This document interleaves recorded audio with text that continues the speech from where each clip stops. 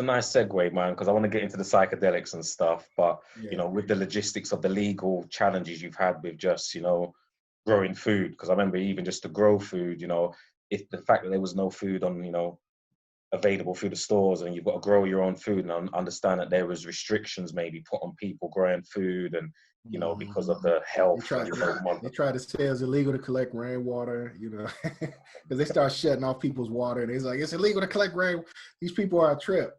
And so what we say in Detroit is, if you want to see what's coming, come to Detroit. You know, and I know Flint, you know, is just down the road, and we're all familiar, you know, over the, you know, the last couple of years, just the relationship with Flint and water, and, you know, we don't want to get into the, you know, the politics of, you know, but just these challenges, man, these challenges that seem to have faced your region, and how you guys just come out of it and get stronger and stronger. I bear witness to that, man. But you know, it leads me to also inquire, because I'm aware and that you've had influence and involvement in the, you know, approaching the decriminalization of psychedelics, you know, in your region as well. In the States, we're aware that in California and a few other places, you know, it's either being totally made legal, or they've been reducing, you know, the criminalization aspects of it, you know, so people might be able to have possession of things now, and, you know, they're getting a bit relaxed, basically. What's the climate like in Detroit, man? Where you guys at in Detroit with all of that?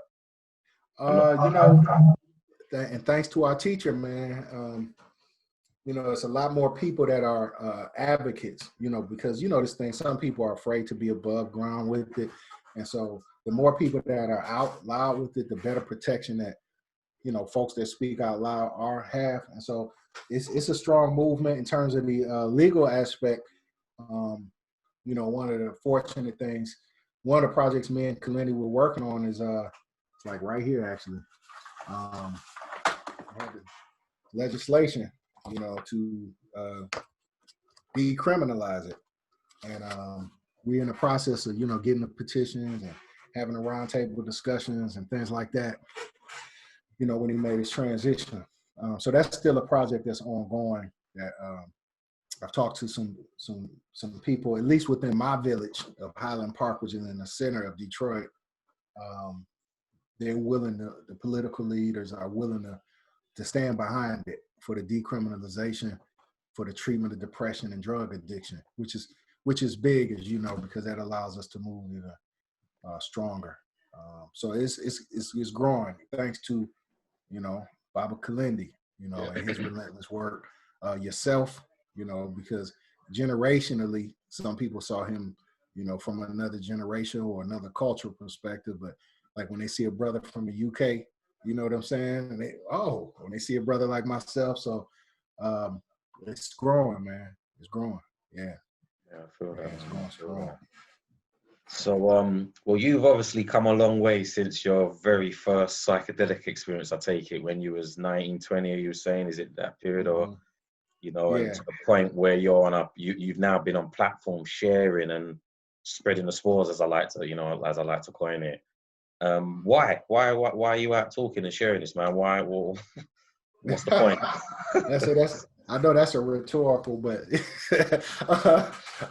I mean, primarily because like we were discussing earlier, man, as people who are who love our family, who love our community, who love ourselves, our culture.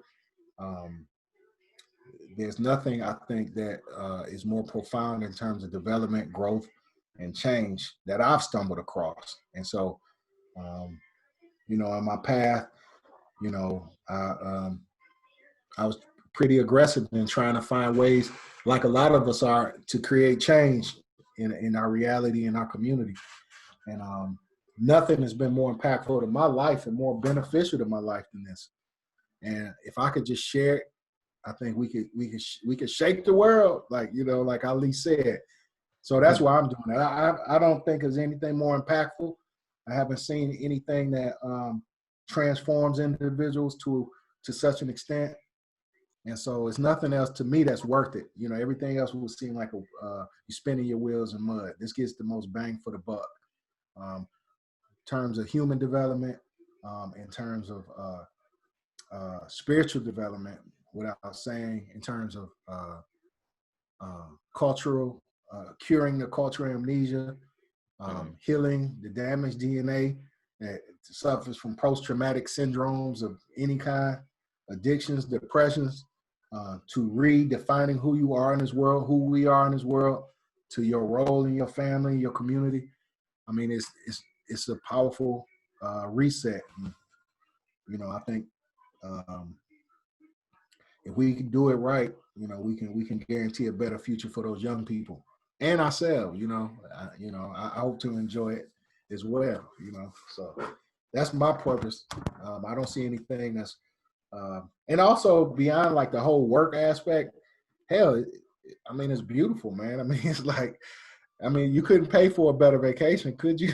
You know what I'm saying? So, you know, I have some selfish aspects too, you know. Yeah, well, that's cool, man. That's cool. Is there, you know, I'm always asked this, and you know, I'm gonna throw it your way as well. Is there a particular experience or something, you know, in your journey of taking the psychedelics that, you know, was a key point, a key thing that, you know, is there a key experience, you know, that you could share or highlight as to, especially, you know, speaking to those who haven't had the experience and they just think, you know, what is it about? And, you know, it's really hard to describe in some ways, but in some ways it is. You can describe, you know, the impact, you can describe, you know, the benefits of it for yourself. So could you share a personal experience, a personal aspects of your experience that you've had engaging in the mushrooms or whatever you psychedelic? Yeah, I could talk about several experiences. Like, I'll pick one. You know, when I first started, you know, I was a young bachelor, enjoying my life. You know, I had a wonderful woman in my life. Of course, I was, let's just say, I was enjoying myself. Enjoy, bro. So I had a nice apartment, but when you go into that realm, it gives you certain instructions, best moves and best actions to take. And for some reason, I woke from my journey, and it told me it's time to leave your apartment and get a house. And I'm like, you know, it's crazy, man. I'm like, for what, you know? So oddly enough, I go to work. My colleague, she says, I said, how's your weekend? She said, fine. I finally got my real estate license. You know, of course, you see these connections in hindsight. So I told her, I said, yeah, I'll be interested in looking for a house one of these days. She said, yeah, let me know. So she kept pestering me like, yeah, you gonna look for a house? And I said, yeah, I'm looking for a house. And so then one weekend, just out the blue, let's go look for a house for you. And I'm just bluffing. It's like, this is far out of my mind. I'm not thinking about it. And but spirit is leading me. So we riding down the street, we just having a good time. And we couldn't find anything. I didn't see nothing I liked. But on the way back, I said, hey, turn down the street. Turn down the street. Here comes this old guy, like, putting out this sign in the yard.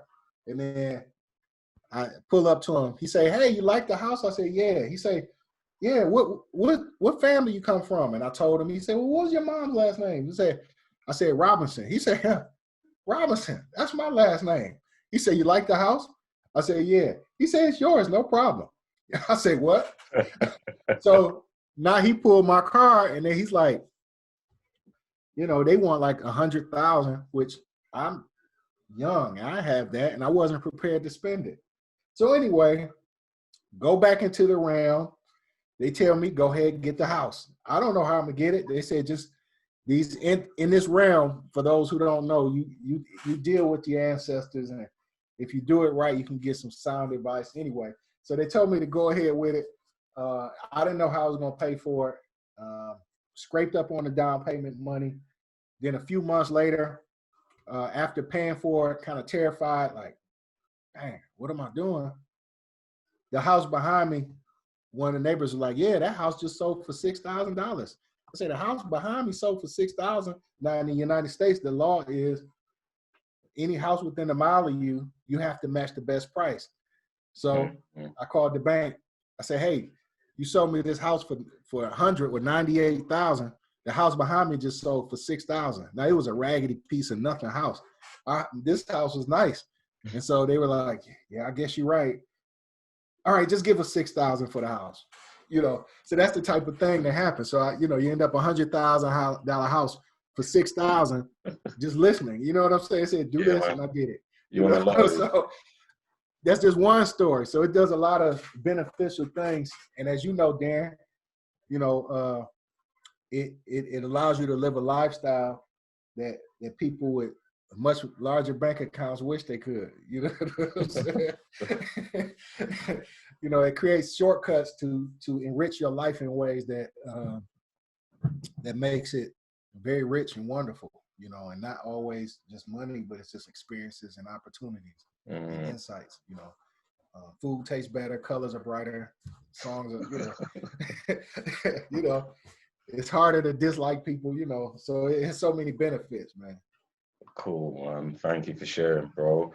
And because we come from a similar school of thought. We have, the same teacher and elder who, shared with us, his wisdom in cultivating and partaking in the organism, and how to navigate. I'm curious to know, what's your routine, man? Is this something that you do? You do regular? How was you initiated into this? Do you have to have a ceremony before? We're also known for having this kind of high dose tag, attached to anytime we speak or talk, whether it will be you or they're speaking about Kilindi. So just can you share anything around the customs, the ceremonies, or the traditions, if you have any or not, around partaking in? Yeah, I mean, in my experience, I'm similar probably to yours. Kilindi, he wasn't big on ritual or none of that. If you had to work, if you put the work in and you had the experience, he's like, here, eat, But over the years, what I found is that people come with different levels of experience and understanding. And so it helps. My personal ritual is like it started. I'll get into some deep meditation. I'll settle my spirit. I'll pour my libations. I'll cleanse the space of any negative energies, neutralize it, get comfortable, and ingest. And I won't take shortcuts. I don't blend it up, mix it with hot cocoa or lemon juice or smoothies. I just eat them raw because the way I was first taught was that's the price of the ride, right? And so I personally chew them up, and swallow them. And then I sit in triple dark. I don't like lights or sounds or music.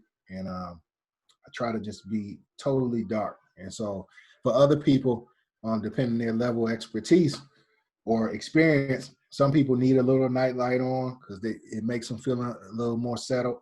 Others like to hear music. Some people need to be, walked around or talked to. So what I've been doing is developing more ritual, and this, I think we talked about this in the past, the importance of ritual, especially for people whose first experience it is to set their mood and to change, and to bring the energetic aspects. I do believe in ritual and its ability to shift energy. So I've been thinking about trying to ritualize it or bring more ritual to it. My only concern is that as we both share, we're not about creating a priesthood or, you know what I'm saying, or corrupt priesthood. And so as you bring ritual, it has a tendency to have people say, oh, that's the great, you know what I'm saying? And that's not what we're about. I had these conversations with Baba, man, plenty of times. Yeah. It's not trying to be the grand booba, the head of the temple, but we also want to be able to share with people and have them have positive experiences and understand how ritual brings that. So maybe you can help me, and maybe the listening audience can help, create a nice, rich ritual, because I think it's something that could be like a traditional rites of passage, like where the young brothers and sisters in the UK go through similar to here in Detroit, and they can relate like, oh yeah, you went through that. Yeah. I think it's important for the collective culture. It's something I would like to see though. Sure. So, I mean, that's something, obviously we spoke about, it's come to mind before. And I feel, as a collective, that's something that we could and should co-create, but it doesn't have to be set in stone as to this is the thing and this is the way. Right. If you don't do it this way, you know, because, you know, I was taught just like you, man, grow the mushrooms, eat the mushrooms, and take it from there. It was really straightforward. I was like, well, no preparation, no, you know, well, you know, I need to eat, don't eat. It's like, look, if you want to eat, eat. If you don't want to eat, don't eat. But right. Those mushrooms and get in. You know, Baba was a wise steward, man. So he wasn't about lording over us. But imagine if he was that asshole, you know, you know what I'm saying? And that's my reason for, you know, that's my only concern, is that somewhere out here there are people who are going to be manipulating and trying to pimp the game. For sure, that's the last thing we need, man. You know. I mean, I've seen them before come in other forms, you know, other groups, other organizations, and then you get the students and, you know, the wings, and then when the leader goes or they're not around, and, you know, there's always that, man, you know, that's just part of the human psyche, you know, the human archetype coming out. So bring in the young priestess that may not have a group of priestess sitting around who getting this divine wisdom after hours. So trying to prevent that type of behavior. Yeah, man, what's happening, you know, I definitely was privy to stuff, you know, like in the ayahuasca community, for example, you know, especially with women traveling, but people just getting knocked, whether it's financially knocked, you know, they go places spending more, or, you know, people ended up getting physically and mentally abused and sexually abused at these places, you know, by the guru, by the shaman, by the guy down the street who puts on the robe and, you know, he outfit for a few $1,000s. You're none the wiser, but he as well as she may have agendas, you know what I'm saying? Yeah. So, yeah, you got. And I think we worshipped enough false idols as a people anyway, whether it be the preacher, the slave master, the blonde hair, whoever, you know. So I think we had to be more community oriented and see each other as peers in this thing. And so, for sure, you know,